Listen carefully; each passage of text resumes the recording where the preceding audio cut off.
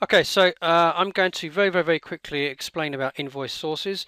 Now, essentially, as a business, you will require new sources from where you obtain your work from, and once you don't use anymore, well, they'll just sort of be tailing off at the other end. So, you're ever evolving as a business. Although you may have used the sources in the invoices, you may find at some point that you may no longer require those. So, rather than trying to forcibly remove those, excuse me, it's best to archive them. And we've created a little feature where you can archive old invoice sources just so that you can retain your figures in your reports. If you forcibly try and remove an invoice source, your data will be fine, but they'll just be shown as blanks in your reports and the figures won't be shown, obviously, because you forced them out. So what we've done is in the settings, there's a feature there where you can archive old sources that you no longer require. And in your reports, which is here, and obviously these aren't real figures, just test data. You'll find a button here that says including archived invoice sources. So these are the old ones that you no longer require.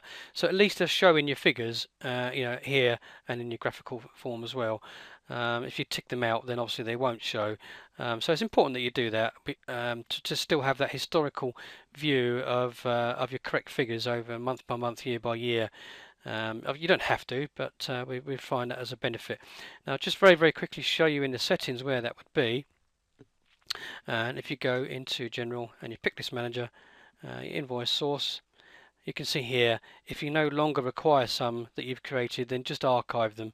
Then that will just put them in a nice little area where they'll all be grouped together. So otherwise, your screen of your sources, you'll have so many that there'd be no room for them. So it's important that you tidy them up every now and again and get rid of ones that you don't no longer require. Otherwise, your screen's going to be too full, and you want clean data. So just go through it every now and again.